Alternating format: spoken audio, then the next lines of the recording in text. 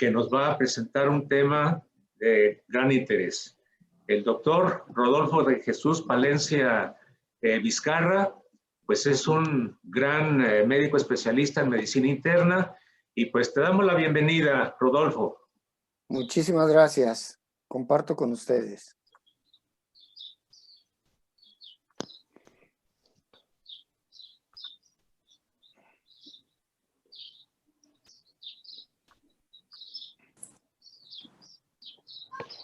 Ok. Entonces, la presentación y el camino que recorreremos el día de hoy es sobre desarrollo profesional continuo en estos tiempos que estamos viviendo. Ahí estamos casi la gran mayoría de la generación. Entonces, para que se identifiquen.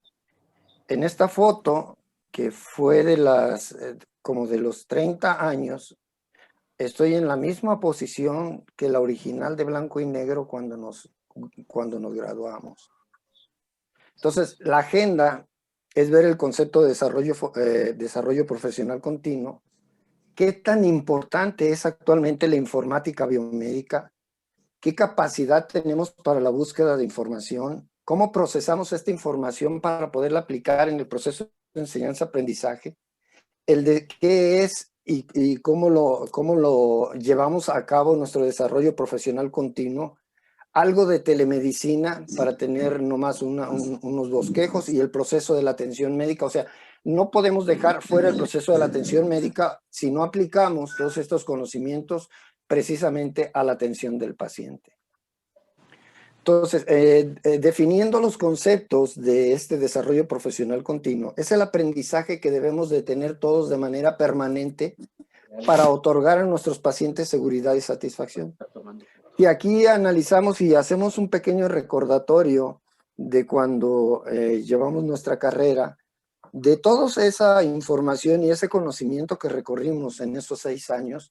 Yo creo que lo único que sigue permaneciendo más o menos igual es la anatomía, pero de ahí en fuera todos los conocimientos cambiaron.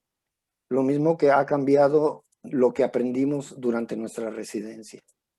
Y también el desarrollo profesional continuo va de acuerdo a que el protagonista de su capacitación es el propio médico y las necesidades de conocimiento en su campo profesional debe ser un proceso formativo individualizado. O sea, los conocimientos son diferentes para cada uno de nosotros o las necesidades de aprendizaje son diferentes.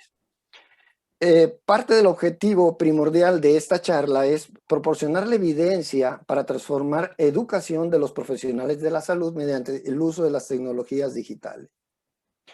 Y me gusta de este señor si parafraseo, que el que aprende a enseñar, aprende a aprender.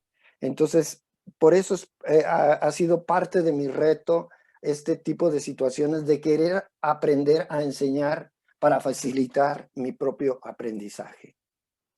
La innovación educativa en estos últimos tiempos, sobre todo ya la veníamos llevando utilizando la tecnología y la información desde antes de esto de la pandemia, pero la pandemia de COVID-19 vino a hacer que se forzara y se llevara a profundidad esto del uso de las tecnologías para poder lograr un aprendizaje autónomo, uso de estas nuevas tecnologías en la formación basada en competencias y la consideración del tiempo y la carga de trabajo en la que se desenvuelve el médico o el trabajador de la salud.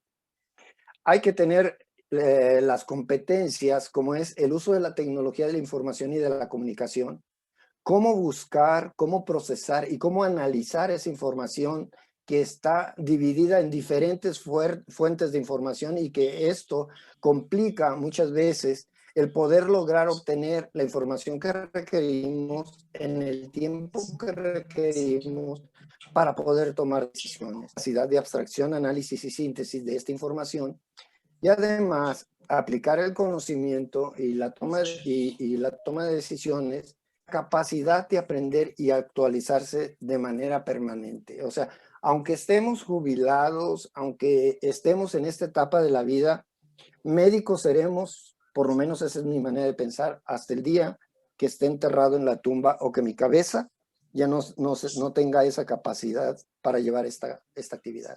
Y si hablamos de nuestras fuentes de información, ¿quién no se acuerda de estos mamotretos que tenía uno que ir a la biblioteca a consultar para poder buscar qué artículo me habían dejado o qué actualización requería? Y cuando lograba en estos libros encontrar la referencia, tenía que ir con la de la biblioteca, que la de la biblioteca me dijera si tenía la revista o no la tenía, que me dijera si me sacaba las copias de ese artículo, en fin, traducir el artículo. Entonces, esto fue parte de nuestra historia que hemos ido viviendo en estos años. ¿Qué pasó en estas últimas, desde la última década del siglo pasado, primordialmente hasta la actualidad? Las bibliotecas del siglo XX cambiaron por las bibliotecas del siglo XXI, donde la gran mayoría de la información pasó del papel a lo digital y la información en el sitio mismo de la toma de decisiones. O sea, mi información la tengo a la mano en el momento que la requiero, sobre todo cuando estoy tomando decisiones y existen algunos huecos en el conocimiento, porque la memoria cada vez deberá ser menos la memoria y más bien la capacidad de razonamiento y tener a la mano la información. Otra vez, recordando un poquito la historia, cuando empezamos con el pizarrón, cuando el epidoscopio que se metía ahí el libro para poderlo proyectar, el proyector de acetatos, ¿cuántas veces no trabajamos dando charlas con las transparencias? Y en 1991 aparece ya el Internet de manera ya más generalizado. Y entonces caminamos pasando por la computadora de escritorio, la laptop, el teléfono celular inteligente y las tablets. Y iré hablando un poquito de la relación de esto, de mi vida con todo esto que les estoy platicando, donde mi jubilación fue en el 2006 en el Instituto Mexicano del Seguro Social, donde laboré como internista y algunos puestos directivos. Y entonces todo esto de la aparición del iPhone fue en el 2007, lo que quiere decir que esto apareció un año después de que yo ya me había jubilado. Y luego esto ya apareció cuatro años después. ¿Qué características tienen las tecnologías de la información y comunicación? Que tienen la inmaterialidad, o sea que no ocupan espacio. Se supone que está, como dicen, la respuesta está en el viento, donde se acumula la información, que es de manera instantánea cuando la requerimos y la sabemos buscar, que nos podemos conectar como estamos ahorita y nos podemos conectar con el resto del mundo, y que las maneras de presentar la información pueden ser de formas diferentes, escritas, de voz, de imagen, etcétera, etcétera. Y esto es tecnología y conectividad. Ahora, vamos relacionando esto con la búsqueda de información, con la educación médica a distancia, con el desarrollo profesional continuo y con la atención médica a distancia. Entonces diríamos que tenemos tecnología, tenemos conectividad, tenemos educación y tenemos atención médica que nos permite estar trabajando a distancia con nuestros pacientes. Podrá haber mucha crítica con la telemedicina, pero realmente nos llevaría toda una plática de telemedicina y nos llevaría toda una plática también sobre búsqueda de información y uso adecuado de las herramientas con las que contamos para esa búsqueda de manera adecuada en el menor tiempo posible. Entonces, todo cabe en un bolsillo. Todo esto que ustedes ven y que recorrimos todos, desde cuando empezamos a utilizar, primero utilizamos el teléfono fijo, después utilizamos aquellos radios VIP que lanzaban un mensaje de voz en donde se les entendía la mitad y casi siempre teníamos que volver a llamar para saber cuál era el mensaje. O estábamos en una sesión y luego apareció un mensaje, o se oía un mensaje donde le encargaba a uno la esposa las tortillas. Y entonces así fuimos caminando. Luego tuvimos los radios digitales y luego empezaron a aparecer los ladrillotes de los teléfonos celulares y así sucesivamente hasta llegar a que todo quepa en nuestra bolsa y esté a la mano esa información.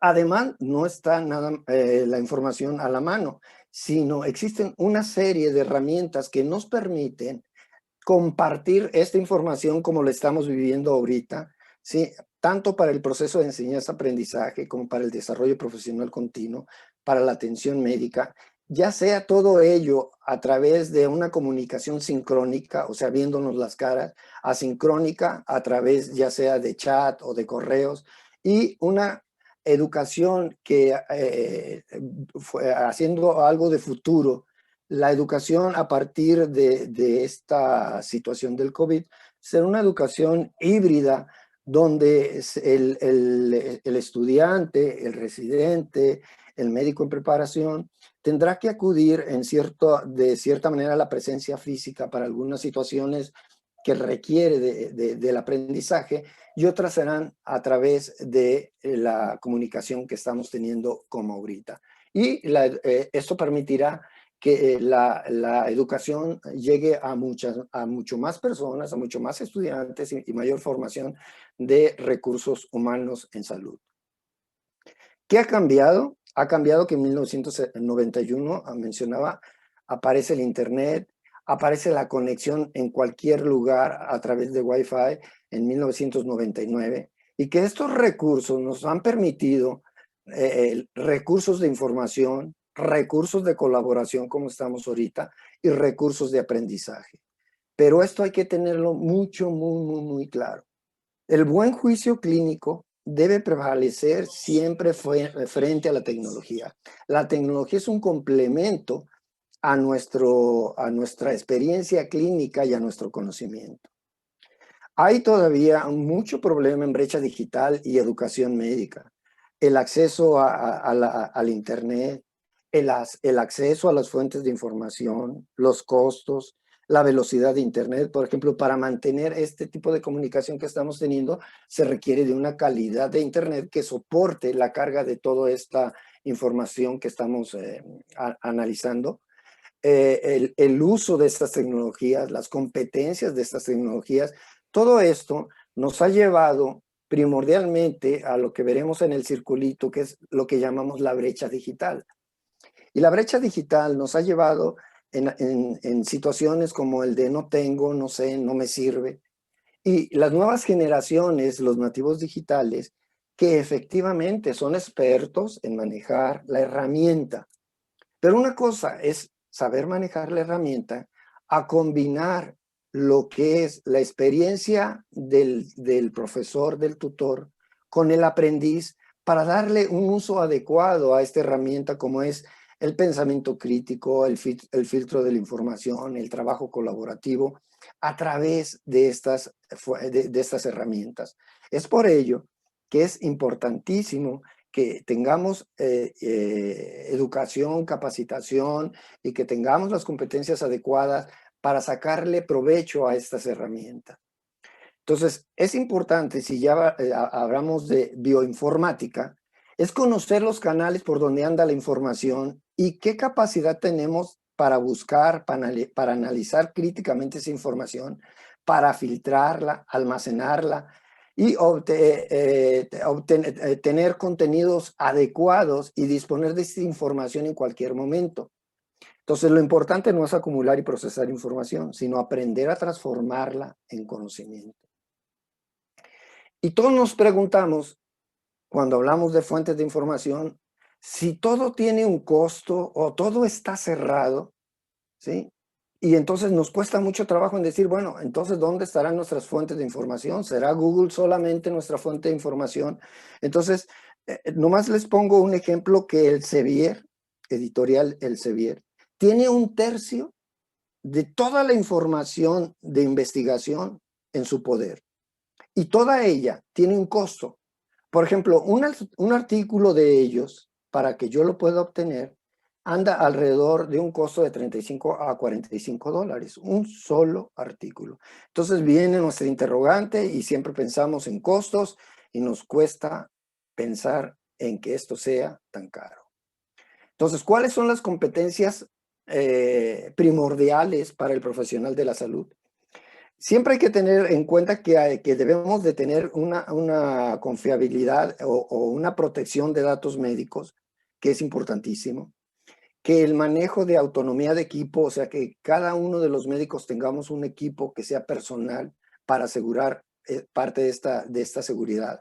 aunque podemos hablar de seguridad de información y de hacker y de un montón de cosas que también lleva otra charla.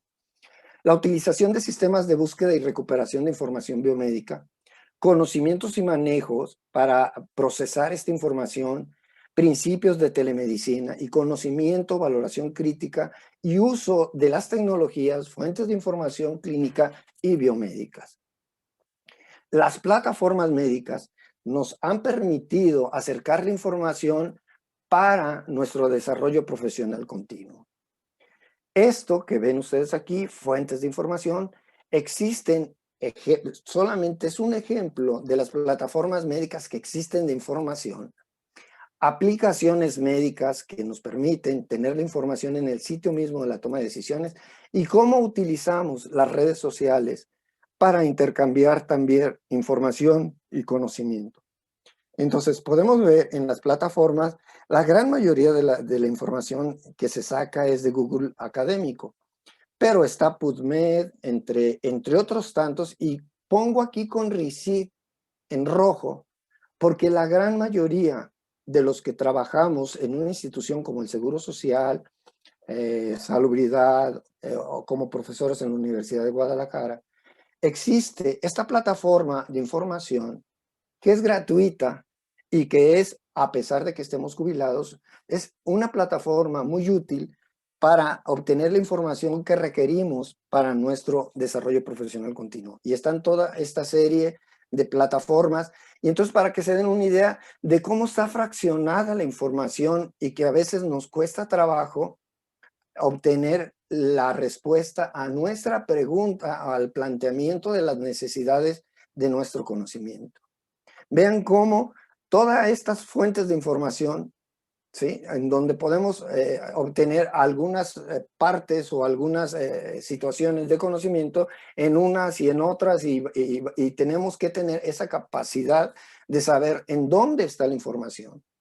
Entonces, se las vuelvo a poner. Estas son las plataformas web. Aquí está, sobre todo, si vemos aquí con Receipt, aquí está la vía de entrada.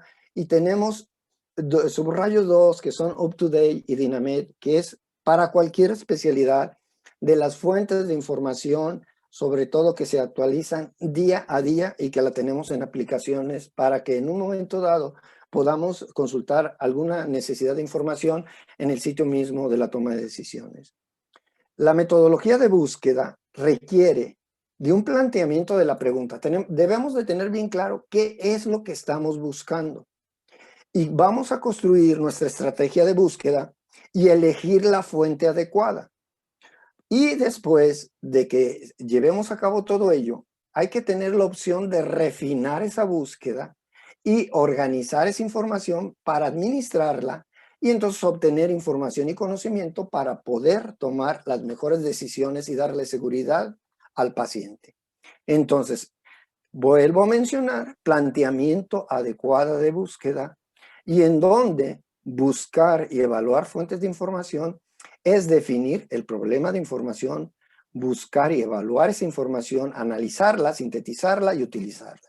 Entonces, este es el ciclo primordial o sencillo, si lo queremos simplificar, cómo es que podemos obtener la información, la podemos analizar, la podemos integrar, la podemos aplicar.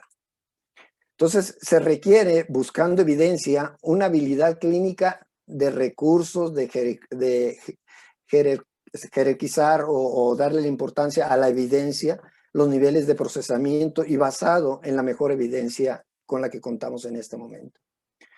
Parte de esta manera de herramientas para lograr una buena búsqueda puede ser a través del planteamiento de la pregunta PICO, en donde lo que queremos conocer es parte del paciente o el problema del paciente o la descripción del problema del paciente que queremos resolver.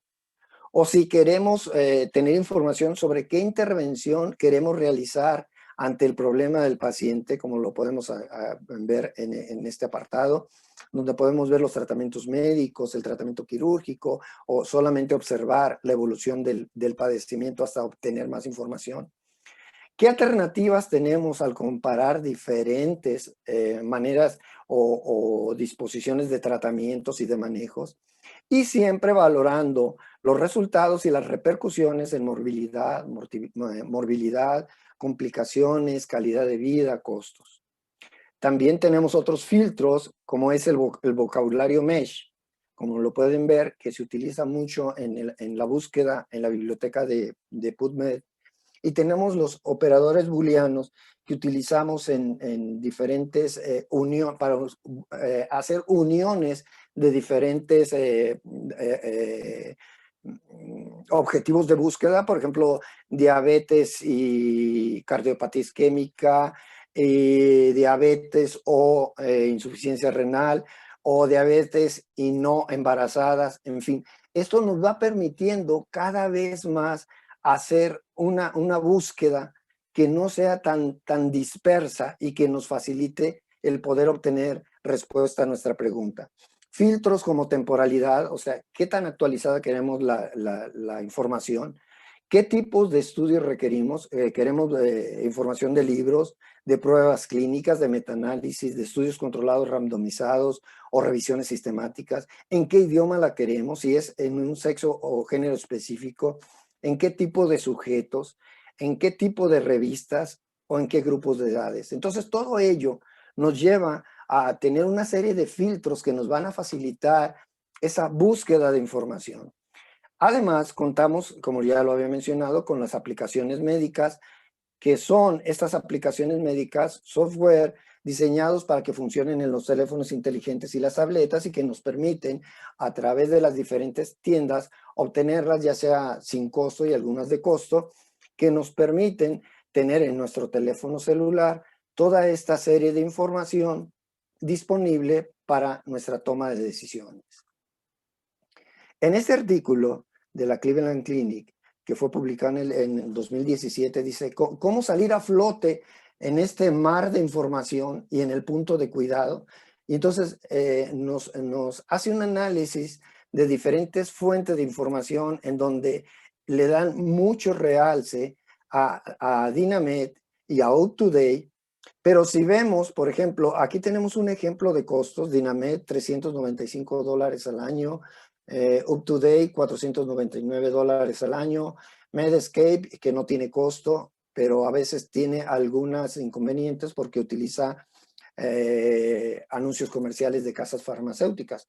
Entonces, cómo el artículo nos lleva de la mano y nos hace un análisis de cuáles fuentes de información nos pueden servir, porque su actualización y de dónde está planteada toda esa información basadas en metaanálisis y sobre todo en revisiones sistemáticas que nos permiten confiar en información que podemos tomar de ahí para tomar las decisiones. Este es un ejemplo de las aplicaciones. Sobre todo les pongo el ejemplo de la experiencia en mi especialidad de medicina interna, en donde podemos ver aquí Medscape, UpToDate, Dynamed. Platico ahorita. Muchas gracias. Ándale, Sí, de no. nada, que estés bien. Medscape, UpToDate, Dynamed. Entonces, lo que sí, como subrayado, UpToDate y Dynamed, los podemos tener de manera sin costo a través de Conrecit, y los podemos tener en nuestro teléfono también sin costo a través, otra vez, de Conrecit. Pero existen aplicaciones médicas como esta de medicina, de urgencias, de geriatría, que es la situación de que la población va envejeciendo y nuestros retos van creciendo. Calculadoras de riesgo, que son importantísimas para cualquier especialidad. Por ejemplo, las valoraciones perioperatorias, valoración de riesgo cardiovascular, valoración de POC, en fin. Diagnósticos o aplicaciones de diagnósticos diferencial también, que son muy importantes a la hora que planteamos nuestras propuestas de hipótesis diagnósticas al estar atendiendo a nuestros pacientes. Las guías que ustedes quieran de diabetes, de hipertensión, etcétera, etcétera, que se están actualizando. Sobre medicamentos, estas de medicamentos, sobre todo de antibióticos, interacciones medicamentosas. Esta interacción medicamentosa, siempre me gusta poner el ejemplo de la warfarina. Siempre planteo cuando hay una charla, ¿Cuántas interacciones tiene warfarina? Y warfarina tiene alrededor de 300 interacciones. Entonces, si queremos aprendernos esas 300 interacciones, pues es imposible.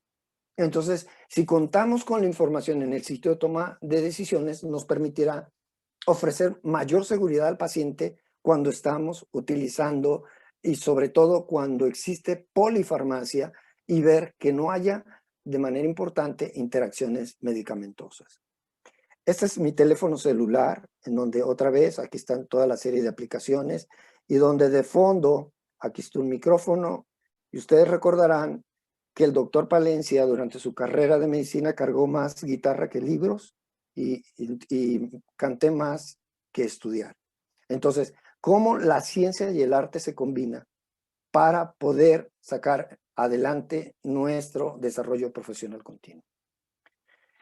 No puedo dejar pasar cuando hablo de búsqueda de información de Etsy-Hub, muy criticada, muchos hablan como si fuera un pecado, muchos hablan, los investigadores, aunque estoy seguro que la usan de manera a oscuritas porque no reconocen que la búsqueda de información, la salud de un paciente está por encima de cualquier situación involucrada en costos de información. Entonces, lo único que puedo decirles es que Etsy-Hub es una manera no aceptada, o sea, que se le llama que hasta como algo de robar la información a las editoriales, pero el obtener la información para tomar una decisión, para salvar una vida, creo que eso entraría en mucha discusión. Pero bueno, se las dejo como un planteamiento de lo que existe y este Etsy-Hub nos permite encontrar casi la gran mayoría de los artículos que tengamos enfrente. Otra vez, requiere todo esto, aparte de esta charla, mi hijo y yo, que también es internista, que nos hemos conjuntado, él internista joven, yo internista viejo, algo de experiencia con el internista viejo se junta con el joven y entonces mezclan lo que es la tecnología con la ciencia y entonces se tiene un taller que permite ayudar al aprendiz a cómo facilitar sus búsquedas de información. Pero también, después de que hemos recorrido este camino, hay que evitar la infoxicación en salud. Como ustedes pueden ver, la cantidad de información que existe es abrumadora, pero abrumadora, casi, no me voy a ir muy lejos, pero ahorita la información médica o biomédica se duplica casi cada 3 meses. No quiere decir que toda esa información que se está publicando tenga un valor científico importante o que debamos de revisar todo ello, sino que otra vez, ¿cuáles son nuestras necesidades de acuerdo a los problemas a los cuales atendemos en nuestra población de pacientes? Entonces, hay que evitar el riesgo de que lo importante se haga invisible. Y este es un artículo de Agostino, es un argentino, que hace una revisión muy interesante de ciertas patologías, el tiempo que le llevaría revisar nomás ciertas patologías al individuo que quisiera profundizar sobre esas patologías.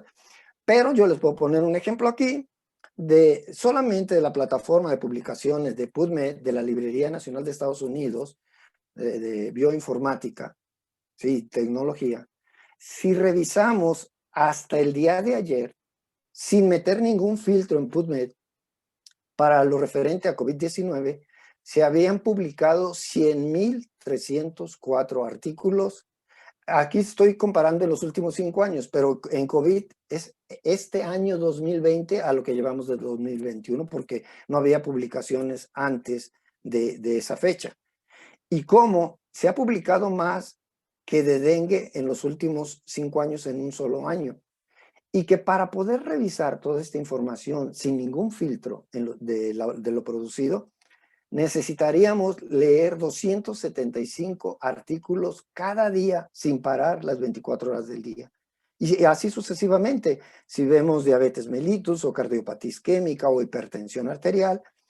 Y de esas 6 patologías nos da un total, al día de ayer, 394.780 artículos que necesitaríamos leer 82 artículos al día o 45 artículos por hora sin dormir ningún minuto de nuestra vida. Entonces, es por ello que insisto de la importancia de saber manejar las fuentes de información, de saber filtrar esa información, de lograr obtener la mejor respuesta a nuestra duda.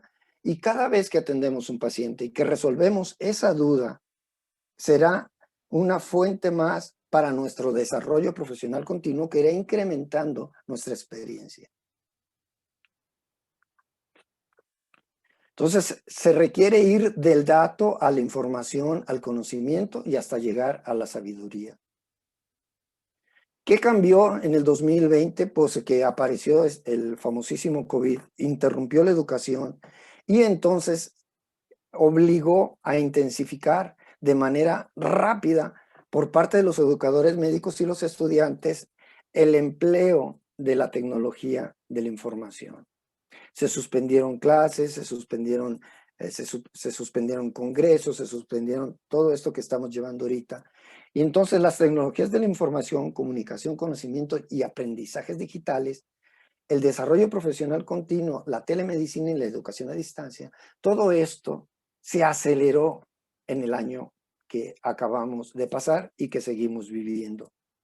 Ahora, ¿de qué depende entonces de esto que hablamos de la información y la tecnología? Que si todo quedara en información y tecnología y no tuviera el trato de lo que es la enseñanza a través del tutor para lograr aprendizaje y pasar de la sociedad de la información a la sociedad del conocimiento, entonces lo fundamental es convertir esta información en conocimiento a través de esos procesos de aprendizaje y la tecnología solamente como una herramienta y como un medio para lograr este aprendizaje. Entonces, ¿qué le sucedió a la formación médica? Sucedió pues que se cerraron las escuelas de medicina, muchas de la educación de los residentes también desapareció en la primera barrera de atención y entonces en nuestro aprendizaje o en el aprendizaje del residente y del estudiante, del aprendiz en su carrera de medicina, desapareció el paciente que es parte importantísima del aprendizaje y del desarrollo de nuestro conocimiento. Entonces apareció que tuvimos que acelerar nuestros conocimientos en tecnologías de la información y comunicación y del aprendizaje a través de estas vías, ya sea sincrónica, asincrónica, y que en un futuro, sigo insistiendo, quedaría en una situación híbrida, combinada esta tecnología con lo presencial. Y entonces tuvimos que aprovechar la tecnología que nos facilita el proceso de enseñanza-aprendizaje, nos permite a través de telemedicina, video, voz, mensaje multimedia para esta manera de educación y en donde el aprendizaje debe de ser para el alumno primordialmente autodirigido, de alto grado de responsabilidad del propio estudiante, independiente, colaborativo, aprender y desaprender y tomar decisiones para su desarrollo profesional. El profesor o el tutor debe ser solamente un facilitador que le debe permitir ayudar al aprendiz en la creación de contenidos y curar esos contenidos y filtrar esos contenidos. Es por ello que la importancia de la tutoría viene a jugar un rol actualmente muy importante. Y bueno, a veces hay que hacer un poquito de análisis en cuanto a que no todo buen profesor es buen clínico y no todo buen clínico es buen profesor. Y si hacemos un poquito de memoria en el transcurrir de nuestros 6 años de carrera, por lo menos la experiencia vivida en esos 6 años fue que estudiamos 2 carreras. Una carrera de 2 años o 2 años y medio de ciencias básicas y luego estudiamos una carrera, ¿sí? de los apartados clínicos que muchas veces están fraccionados y luego la etapa en donde nos vamos a un servicio social y volamos o nos dejan volar, quizás con muchos huecos en nuestra preparación y que no existía todo esto que estamos viviendo en la actualidad. Entonces, vean la gran importancia que tienen los procesos de formación médica y en el desarrollo profesional continuo. Entonces, ¿qué pasa? Les platicaré un poquito de mi experiencia. En 1960 al 66 estudié la primaria en Concordia, Sinaloa.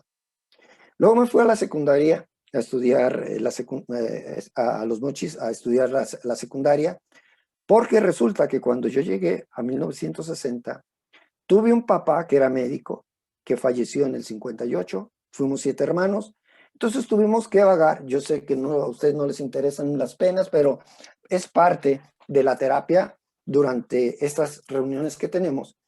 Y entonces estudié la primaria en Concordia, me fui a Los Mochis, estudié la secundaria, regreso a Guadalajara o me vengo a Guadalajara a estudiar la preparatoria, a estudiar la carrera de medicina, a realizar mi especialidad de medicina interna en el Centro Médico del Instituto Mexicano del Seguro Social, Centro Médico Nacional de Occidente, que fue mi casa, y aquí fue mi casa la Universidad de Guadalajara, y aquí el reconocimiento de la Universidad de Guadalajara. Aquí hay un hueco del 77 al 79. En el 78 no pude pasar el examen nacional y tuve que hacer un segundo intento para entrar a hacer la especialidad.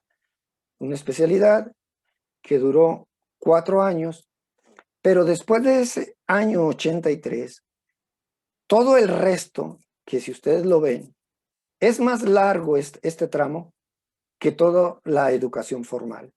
Es más grande el tiempo que pasamos en la educación informal, como es el desarrollo profesional continuo, y que es del 83 a 2006 que me jubilé y continuó hasta el día de hoy, que es el 2021, en mi desarrollo profesional continuo, sobre todo a través de estas vías. Perdón.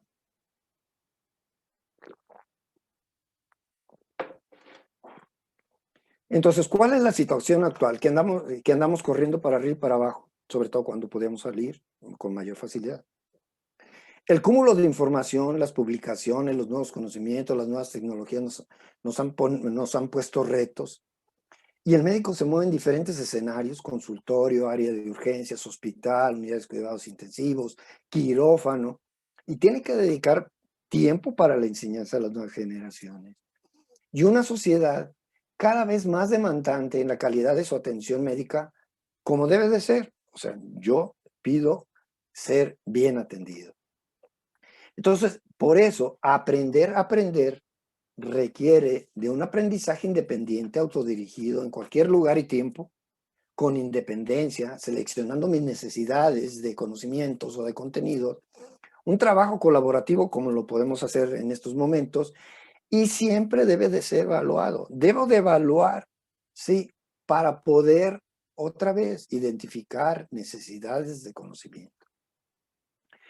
El desarrollo profesional continuo es gestionar el conocimiento y medir competencias para poder desarrollar planes de acción para mejorar la práctica y mejorar la seguridad del paciente.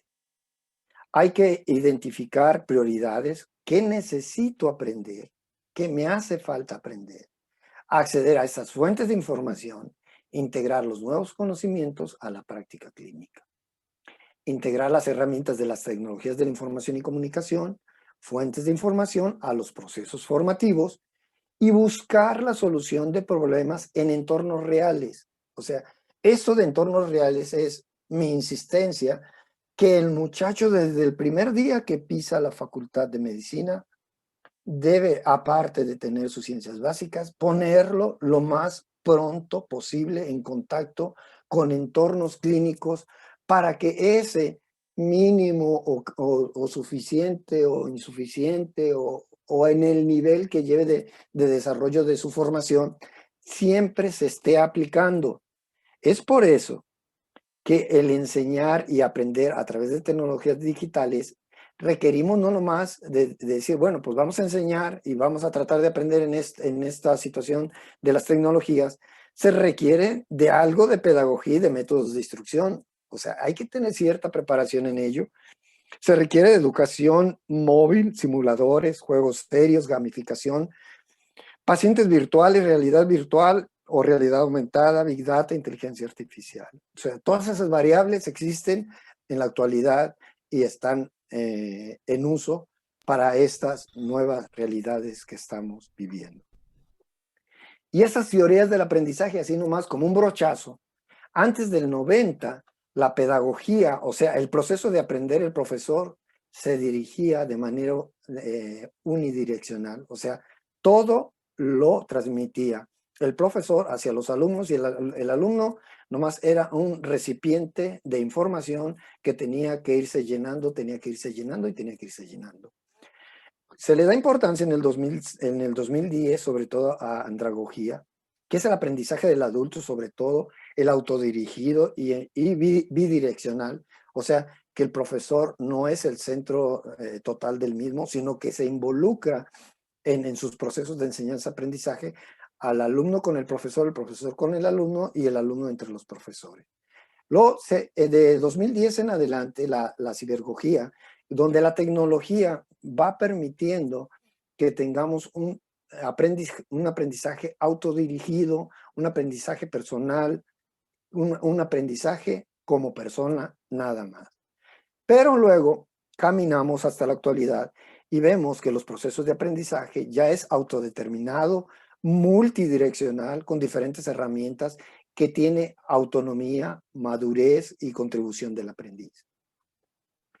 Estos son los sistemas de educación a distancia, que hay una separación entre el docente y el alumno, que se requiere de independencia en el aprendizaje, que la utilidad de medios técnicos son importantes e indispensables, que la comunicación es bidireccional, de ida y vuelta, que se requiere de un enfoque tecnológico y el papel del tutor, rasgos de educación a distancia.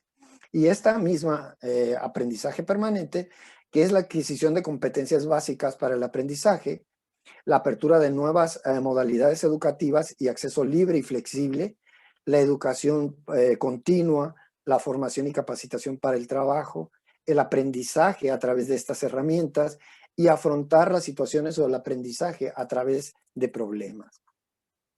Es por eso que hablábamos de la educación a distancia, en donde las tareas, en donde la metodología del docente, las actividades formativas, la comunicación multidireccional, trabajar en equipo, tener en claro los objetivos y los contenidos, donde el profesor es guía y el alumno autodidacta primordialmente. Conocimiento, hay que saber manejar las fuentes de información, capacidad de búsqueda, análisis crítico de esa información y con todo este conocimiento utilizar el razonamiento clínico. Las herramientas, la computadora, el celular, la tableta, las plataformas digitales, el aprendizaje a base de problemas y la capacidad de búsqueda, la lectura crítica, la resolución de problemas, la toma de decisiones, el resultado de aprendizaje y sobre todo el continuar con nuestra certificación con toda esta manera de ir actualizando nuestro desarrollo profesional continuo. Es entender también la complejidad que estamos viviendo en la actualidad con la medicina. La medicina cada vez se hace más compleja y se hace más compleja porque la población está envejeciendo en la especialidad en que estemos. Claro, en pediatría quizás no cabe este apartado, pero la población envejece, la población tiene pluripatología, la población tiene polifarmacia, la población tiene pacientes más informados, bien o mal, pero más informados. Existe la infoxicación, o sea, el exceso de información, y que la telemedicina cada vez, en ciertas situaciones especiales, tenderá a ser parte de la vida diaria que debemos aprender y que las nuevas generaciones deben de manejar. Pero entendemos lo que siempre aprendimos en medicina, que una cosa es la enfermedad o lo experto que seamos en una enfermedad o la capacidad que tenga yo de transmitir conocimientos profundos de una enfermedad, no es lo mismo que esta enfermedad la aplique específicamente en un paciente. Porque una cosa es la enfermedad y otra cosa es la manera como el paciente o los pacientes o cómo padecemos esa enfermedad. Cada uno de los individuos padece la enfermedad de manera diferente y las características de ello hace que el reto sea más grande. Y además intervienen factores externos donde va lo biopsicosocial, como es la familia, el medio y el sistema. Por eso, si traemos a la mente a William Osler, recordemos en una de sus tantos parafraseos, los médicos buenos tratan enfermedades, los médicos excelentes tratan a pacientes que tienen enfermedades. Y nos han enseñado en medicina a que para los problemas solamente hay una respuesta, o sea, respuesta única. Porque nuestras evaluaciones, cada vez que nos hacen una evaluación, casi todas las evaluaciones, siempre debe de haber una sola respuesta. Y en medicina y en la atención de un paciente, no hay respuestas únicas. Hay un blanco y hay un negro y una serie de tonalidades grises que hay muchas aristas, muchas variables para poder lograr la atención adecuada de un paciente de manera individualizada. Por eso requerimos de capacidad de relación, capacidad de comunicación, capacidad de escucha, porque también decía William Osler, Dios nos dio 2 orejas y una boca, 2 orejas para poder escuchar el doble y hablar la mitad. Entonces, es parafraseando. Y debemos de tener la información en el sitio donde tomamos decisiones para poder tener respuestas cuando éstas se requieran. Todo ello, con la experiencia, vamos logrando un conocimiento que nos permite siempre tener un pensamiento crítico, capacidad de razonamiento clínico, enfrentar la incertidumbre. Estos 2 apartados, si ustedes hacen memoria en su historial de todo lo que hemos ido acumulando y lo que hemos pasado en nuestra formación, el razonamiento clínico no se enseña de manera intencional y mucho menos a lo que todos nos enfrentamos en el día a día. Todos nos enfrentamos a la incertidumbre. La incertidumbre es algo que está siempre presente en un paciente. Incertidumbre está en que cada paciente responde de manera diferente. Los conocimientos de cada uno de los médicos que atendemos a los pacientes es diferente. Existe medicina basada en evidencia en muchas patologías, pero en muchas patologías, por ejemplo, COVID, a lo cual nos estamos enfrentando, la información cambia y la información se ha manejado de una manera tan libre, tan liberal, que la información está disponible para todo mundo. Todas las grandes revistas editoriales sacaron sus revistas abiertas en lo referente a COVID. Pero si vemos la experiencia que respalda esa información, tan es así que ha venido cambiando en toda esa serie de situaciones, ¿no? Ha venido cambiando, cambia la enfermedad, cambian los medicamentos, cambia el virus, cambia. Entonces, todo eso conlleva a una incertidumbre que si el médico no sabe enfrentar, es una de las causas de fatiga crónica para el médico. Con todo lo anterior, hay que saber lograr la mejor toma de decisiones, alejarnos lo más que se pueda del error médico, pero el error médico siempre estará al acecho. Si se comete un error médico, lo importante es, 1, aceptarlo, 2, reconocerlo, 3, analizarlo, 3, buscarle la solución, porque de este error es donde vamos a lograr nuestro mayor conocimiento. Aunque parezca sonado así de que suena, un error médico, y la población y mucho en nuestro medio en que nos manejamos es que el médico no se puede equivocar.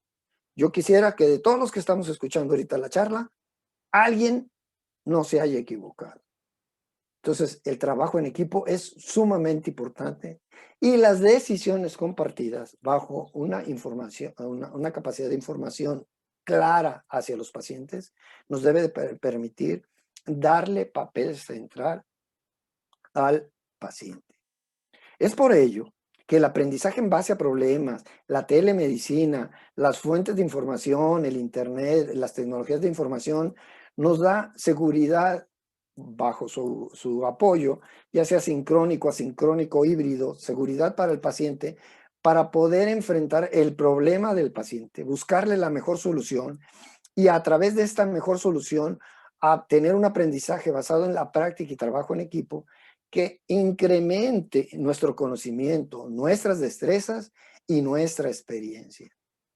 Es por eso que el proceso de la atención, como ustedes pueden ver, el proceso de la atención médica es un camino largo, ¿sí? En donde tenemos que obtener información a través de la historia clínica, a través de la exploración física, razonar esa información, digerir, organizar esa información que nos permita generar hipótesis diagnósticas, diagnósticos diferenciales, que nos permita esas hipótesis con ese apoyo y ese conocimiento y ese razonamiento, generar el laboratorio y estudios requeridos que nos acerquen lo más que se pueda a un diagnóstico definitivo o probabilístico que permita establecer un pronóstico, un tratamiento o manejo adecuado y un seguimiento que nos permita retomar el camino si es que las cosas no van caminando por donde deberían de caminar. Y cómo las tecnologías de la información y la medicina basada en evidencia debe de estar disponible en el transcurrir del camino de la atención personalizada del paciente. Es por eso que se requiere de competencias de los profesionales de la salud ante este nuevo paradigma de alfabetización en salud digital, gestión eficaz de la información, comunicación sanitaria, creación de contenidos, trabajo colaborativo y análisis y manejo de datos. El aprendiz debe ser un aprendiz de por vida, todos los niveles en todos los niveles de capacitación, desde la escuela de medicina, toda la residencia en nuestra especialidad y en la práctica clínica. Y es por eso que si ustedes ven, cuando empecé la plática, hay este TIC en la clínica como una llavecita y que dice en la clínica que es esta. Es una llave, es tecnologías de la información y son las fuentes de información que esta llave abre.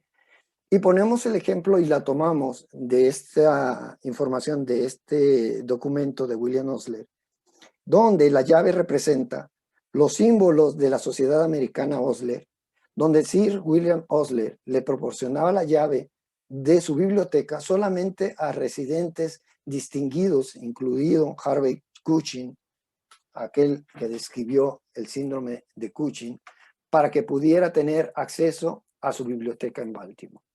Muchas gracias y quedo a sus órdenes para cualquier comentario y aquí quedo.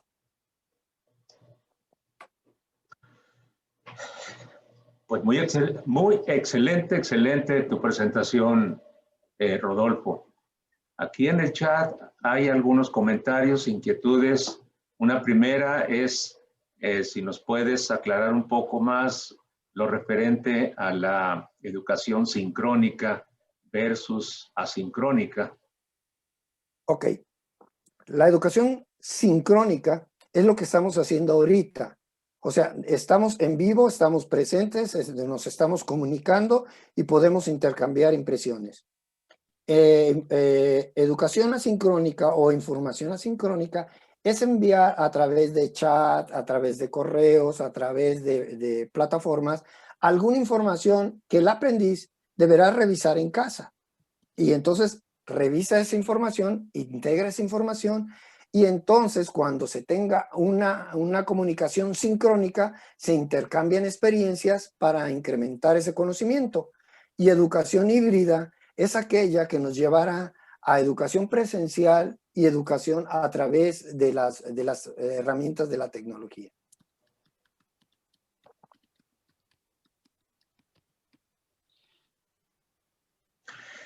También tenemos aquí un comentario en donde nos escriben, para hacer una lectura crítica, ¿debo tener conocimiento de la metodología de la investigación?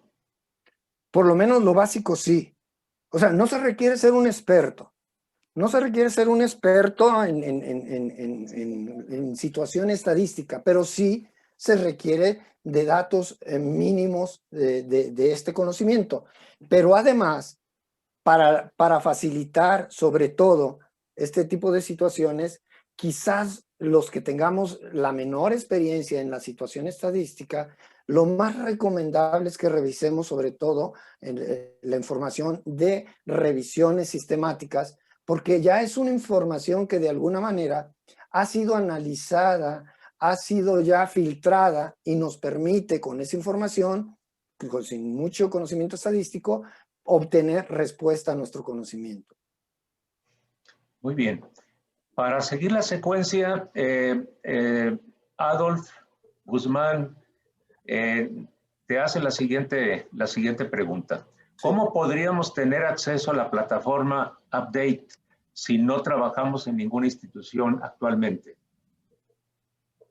Muy buena pregunta. Si no se trabaja ni en ninguna universidad ni ninguna nada, ahí la situación es que va a tener costo. O sea, se requiere pertenecer a una institución o otra vez, a lo mejor hay vías, si tienen conocidos, si tienen algún estudiante. Es más, quienes fuimos estudiantes de la Universidad de Guadalajara, sus plataformas de la universidad y de la Facultad de Medicina, se puede conseguir la clave como es estudiante de la facultad. Como egresados. Como egresados, sí.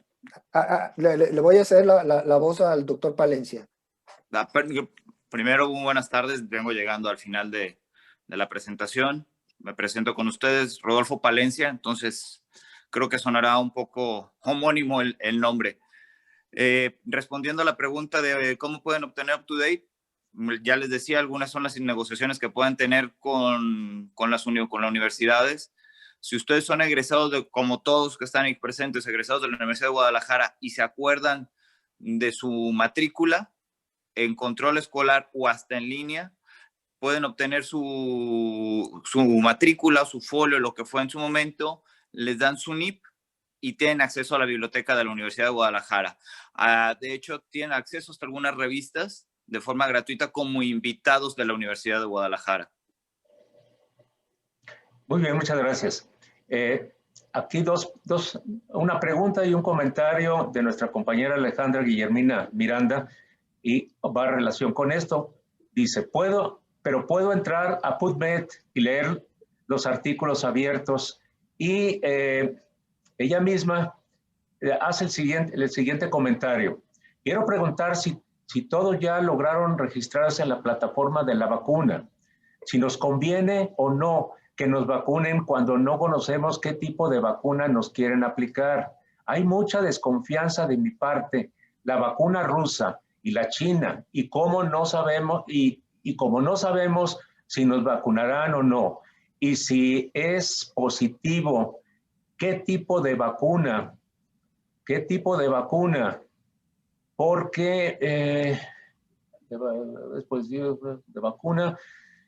porque dudo que nos digan, pues me imagino aquí la verdad de la vacuna. Bueno, voy a hacer un comentario a situación personal. Primero, para poder responderme si me vacuno o no me vacuno y con qué me vacuno, primero, pues las fuentes de información hay que tenerlas a la mano, hay que revisar la información que existe. La información que existe no depende del gobierno de México ni depende de los políticos de México. La información es una información a nivel internacional de cada una de las vacunas. Hay suficiente información, lo que se puede tener otra vez de información hasta la actualidad con la experiencia actual. Pero a título personal les puedo decir que la vacuna que esté disponible, voy a parafrasear esta situación, si la doctora Alejandra no se quiere vacunar, yo prefiero que no se vacune y que su vacuna me la pongan a mí. Eso a lo mejor responde el por qué lo importante es que vale más estar vacunado con la vacuna que ustedes quieran que estar expuestos a cualquier situación que podamos tener y sobre todo que cada uno de nosotros no se puede poner detrás de una mampara porque todos estamos por arriba de los 60 años y todos a lo mejor tenemos por ahí alguna gracia de hipertensión o alguna cosa que nos pone contra la pared y nos ha llevado cada vez a limitarnos, a movernos tanto en nuestra atención, o sea, a atender a nuestros pacientes de manera personal, porque el riesgo de cada uno de nosotros es muy alto. Entonces, si quieren mi opinión personal, no nomás basada en mi opinión personal, quien quiera información de las vacunas, quien quiera tener al alcance este tipo de información, está disponible. Yo se las hago llegar de las vacunas, de lo que hay hasta ahorita, de vacunas, de información, de fuentes de información, por lo menos de revistas reconocidas. No se vale información ni de panfletos, ni de periódicos, ni de ningún otro lado. Solamente lo que existe hasta ahorita de manera científica.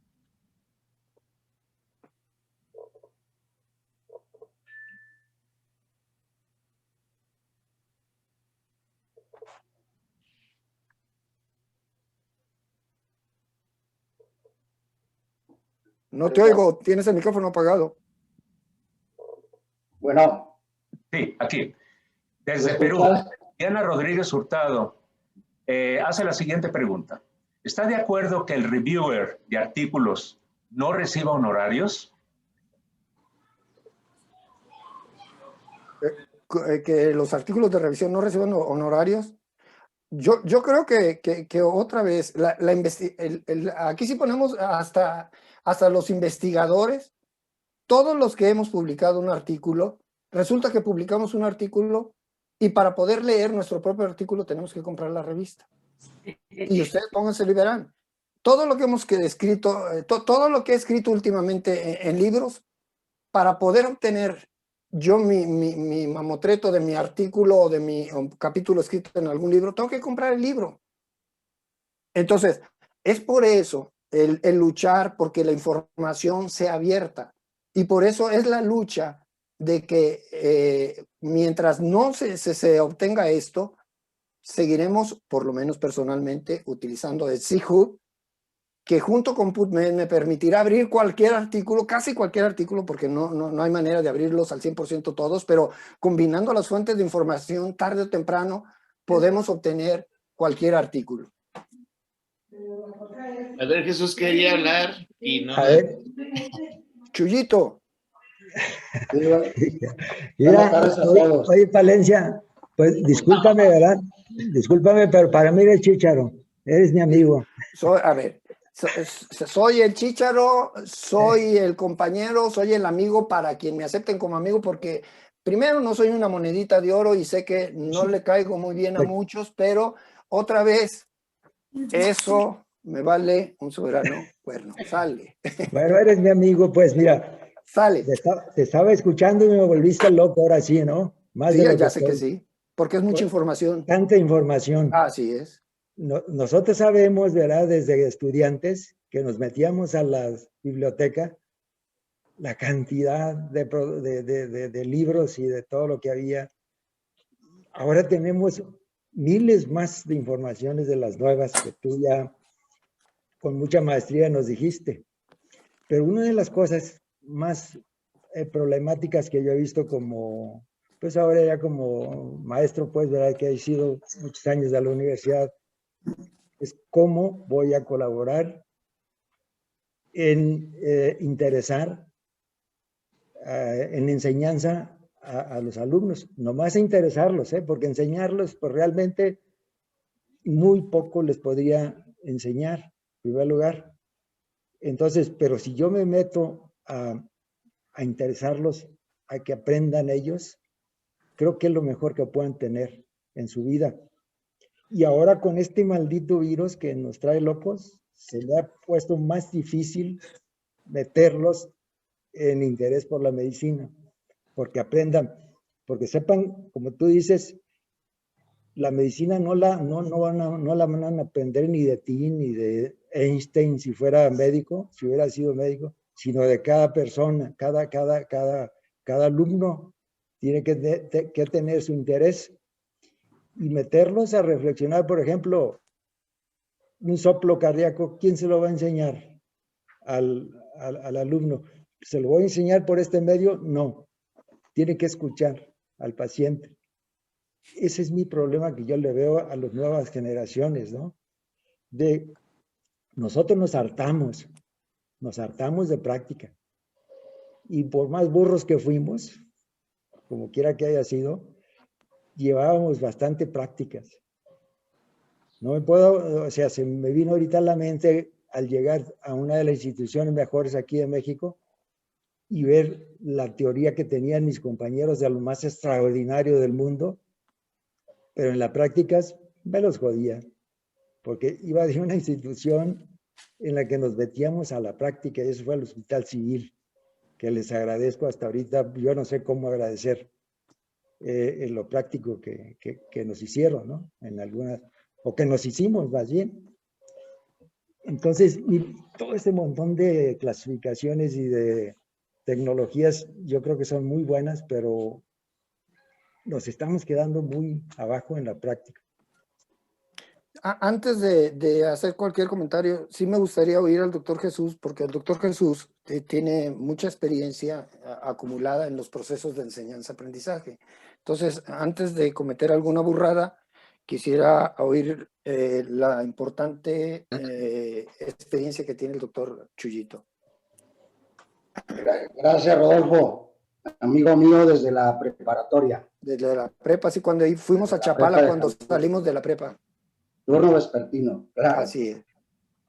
Fíjate, Rodolfo, me quedé con una inquietud. Creo que yo no tengo mucha experiencia en el proceso de enseñanza-aprendizaje, pero bueno, tengo un comentario y una pregunta. El comentario es que me pareció que tocaste muy tangencialmente la medicina basada en evidencia. Y creo que es el meollo del asunto. Hay una competencia muy importante que quizá no se ha desarrollado de la manera que uno quisiera en los alumnos, pero también en nosotros los profesionales que ya tenemos más de 50 años egresados de una facultad de medicina, que es la lectura crítica del escrito médico. Creo que ese apartado y esa competencia tendrá que retomarse. Sí, tú tienes razón. Si yo quiero leer algo que ya está digerido y muy analizado, pues sí, es la revisión sistemática, porque ahí tienes toda la evidencia, particularmente de una medida estadística que generalmente no se le da mucha importancia, que es el intervalo de confianza. Y a veces nos vamos con la P de la chi y otras cosas. Entonces creo que ese punto de abordar la lectura crítica del escrito médico es importante. Y concluyo con una reflexión, que creo que para esto que nos has comunicado, se adapta muy bien. Y estaba recordando a Gibran Khalil Gibran, cuando sus alumnos le piden que hable de la enseñanza. Y dice, si el profesor es sabio, y lo voy a leer textualmente para no equivocarme, dice, si en realidad el profesor es sabio, no os venderá el acceso a su saber, sino os conducirá mejor al umbral de vuestra propia inteligencia. Y creo, Rodolfo, que tú has hecho esto magistralmente el día de hoy. Mi reconocimiento y mi respeto siempre, amigo mío. Gracias, Chuyito. Ahora, al comentario del doctor Gaudencio Orgón, mi representante de vocal en la Facultad de Medicina, ¿sí? Sí, efectivamente, todo ha sido un reto este último año el cambio, porque las tecnologías las teníamos como algo que pues como que la quería usar, como que me servía, como que le encontraba, como que no. Y de repente se nos cerraron las puertas y entonces dijeron, todo va a ser por esta vía. Y créeme que los dos lados, tanto el alumno como el profesor, están en una situación sumamente difícil. Difícil porque deberemos de aprender a enseñar a través de estas nuevas modalidades, porque no nomás es agarrar contenidos y mandarlos por esta vía, no, cambia totalmente el papel del profesor, ¿sí? En que aquel profesor que se dedicaba a dar clases magistrales, se acabó. Deberá de entender el muchacho y deberemos preparar al muchacho primero a que él llene su jarrón, ¿sí? Él obtenga su información y su conocimiento y entonces, como tutor, ayudarlo a que ese conocimiento y esa información sea aplicable al proceso de la atención del paciente desde la historia clínica, la exploración y todo el camino hasta llegar a su seguimiento. Tan es así, por eso yo insistía en el mundo de aristas que tiene la atención de un paciente, que a veces ni siquiera la tenemos consciente, como, tanto como mencionaba yo lo de la incertidumbre, porque a veces ni reconocemos nuestros huecos de conocimiento. O sea, a veces nos quedan preguntas y las dejamos y jamás no las contestamos. Entonces, hay que enseñarle al muchacho primero a cómo puede llenar su jarrón. O sea, no te lo voy a llenar, te voy a enseñar a cómo lo llenes. Ya que llenes tu jarrón, te voy a ayudar a cómo aplicarlo al proceso de la atención. ¿Sí? Ahora, ¿cómo vamos a ayudar al muchacho que si el soplo, que si el hígado, que si está crecido, que si duele, que si el rebote, que si los pares craneales? Todo ello, tarde o temprano, si la situación se sigue complicando, deberá ser una educación híbrida. Esta educación híbrida nos permitirá, ¿sí?, hacer que pequeños grupos de estudiantes puedan acudir con el equipo adecuado a recibir atención en vivo. Y el resto de su formación permitirá hacerlo a través de educación a distancia. Pero además, el que no acuda en ese momento puede estar conectado en ese momento, porque hay muchas herramientas, lentes, cámaras, para que el profesor y el alumno que está presente en presencia ante el aprendizaje, esté el resto de los alumnos recibiendo ese conocimiento y irán rotando. Lo mismo sucede ahorita para poder formar nuevos especialistas. Es todo un reto, es un reto porque los hospitales y los sitios siguen siendo los mismos. O sea, podemos aumentarle a 500,000, a los que ustedes quieran que queremos formar. Los hospitales siguen siendo los mismos. Los profesores siguen siendo los mismos. Entonces, ¿qué requerimos? Que utilicemos estas herramientas para que la rotación híbrida nos permita que mayor gente rote en hospitales y que su conocimiento, que debe de él, su autoformación, llevarla a cabo a través de estas vías y poder formar mayor cantidad de trabajadores de la salud en cuanto a las especialidades que requerimos, sobre todo para atender la gran problemática que se va a venir con el envejecimiento de la población, que requerirá de muchos recursos, que requerirá de mucha lana, que requerirá de aprendizaje, sobre todo para polifarmacia, ¿sí?, para polipatología, y que hace complejo todo este problema. Pero en fin, el aprendizaje primero tiene que partir de saber manejar las fuentes de la información y, como decía Chuyito, saber analizar la información. Ese es el punto de partida. Sin información adecuada, sin información basada en la evidencia, no existe nada. No puedo caminar con el jarrón vacío. El jarrón debe de estar lleno para darle de beber al paciente en todo su proceso hasta que sane o hasta que fallezca. Sí, porque realmente, fíjate, es un problema. Hablando con los residentes, me decían que todos van a salir de urólogos. Y vulgarmente lo interpretamos. ¿Por qué? ¿No? Porque no están haciendo nada. Por ejemplo, el cirujano, pues está teniendo una cirugía por semana. Entonces, el oftalmólogo está, o sea, todo se está yendo a una especialidad que se llama COVID, y eso está muy mal hecho. porque al final de cuentas va a morir más gente de todas las demás enfermedades que de COVID. Veremos en los censos. Así es. Veremos. Entonces, ahorita vulgarmente te dicen los residentes, esto valió eso, ¿no? Lo de urología. Entonces, tenemos que estar muy atentos.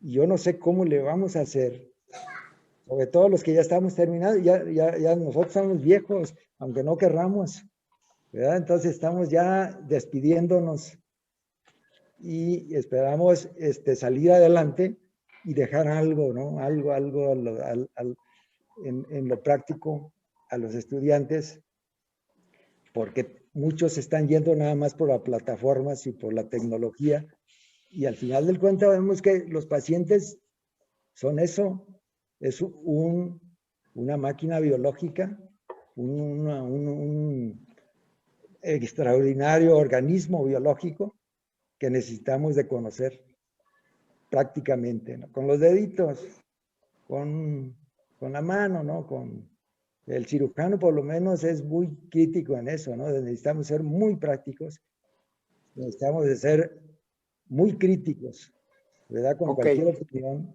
Doctor Obregón, me gustaría, como tenemos una invitada, me gustaría que la doctora Diana, desde Perú, nos hiciera algún comentario, porque ella también es experta en educación con sus residentes. ¿Me escucha, doctora?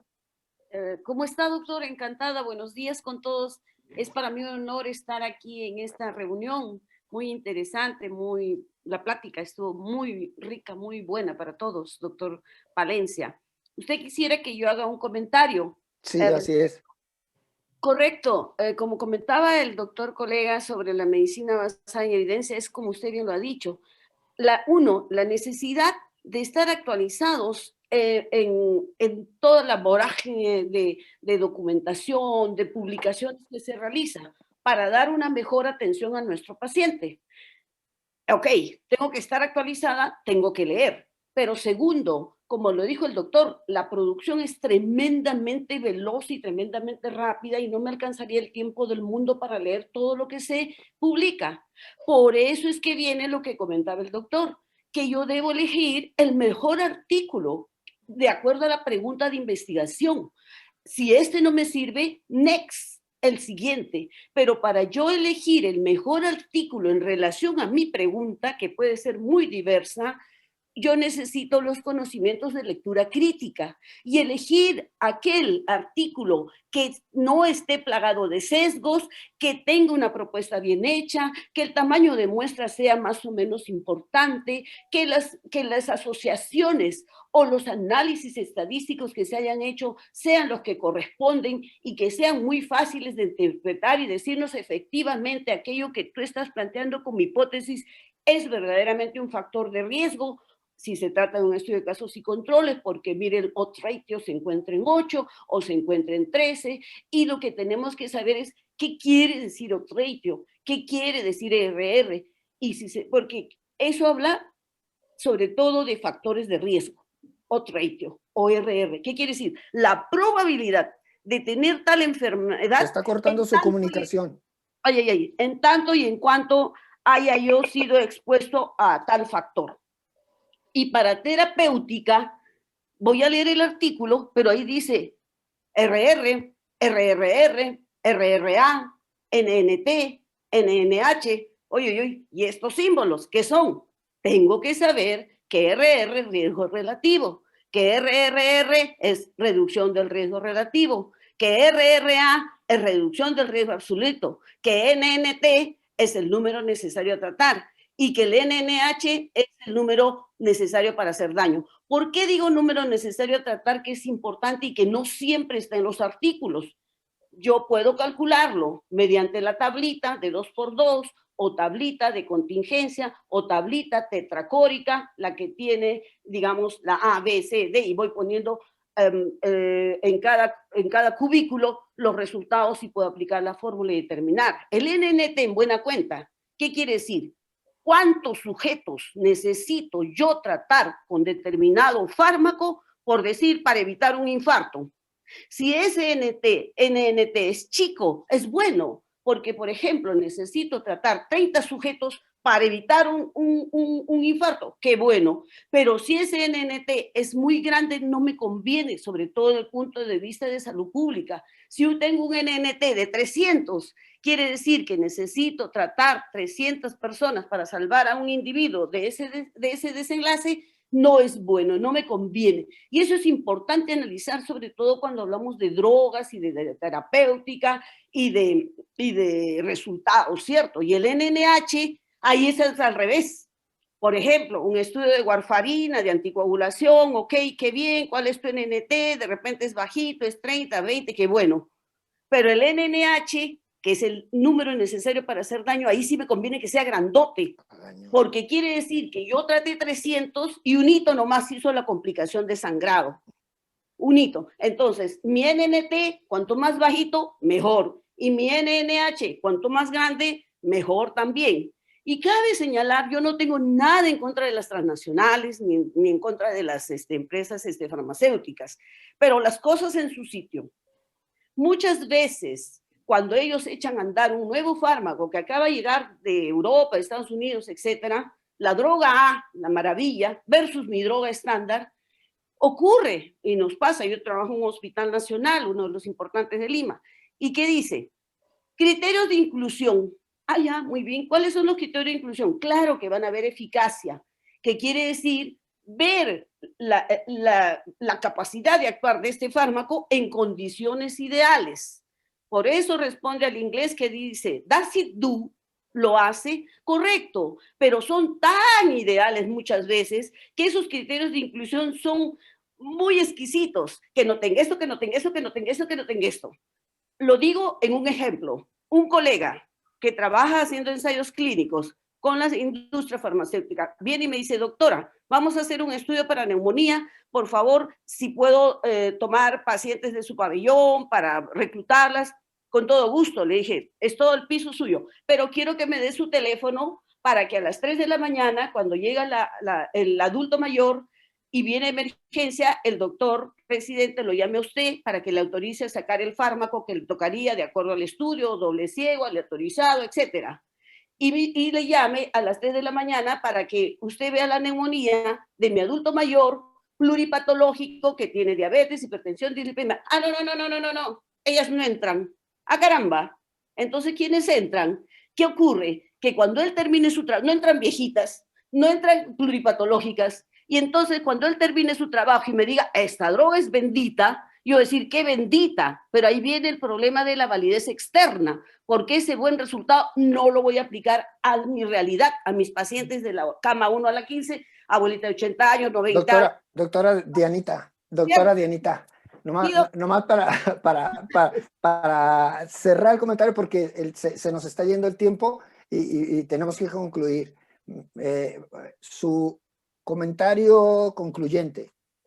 Comentario concluyente, que lo que usted dijo, me ratifico con usted. Es necesario que todos tengamos los conocimientos de medicina basada en evidencia. 1, estar actualizados. 2, hacer lectura crítica de los papers. 3, el otro es la experiencia. Las canas se respetan. Quien solo lee paper, no hace medicina basada en evidencia. Quien dice a propósito de mi experiencia, lo que yo vi aquí, no hace medicina basada en evidencia. Las dos cosas se conjugan. El estar actualizado más las canas. Y finalmente, como bien dijo el doctor, las decisiones compartidas, eso de entrar en un diálogo con tu paciente y elegir lo que mejor le convenga. Esa sería Doctora Dianita, muchísimas gracias por su valiosa cooperación a esta charla que enriquece la mía. Muchísimas gracias y un abrazo hasta Perú. Gracias a ustedes, muy gentiles. Estoy muy honrada. Gracias.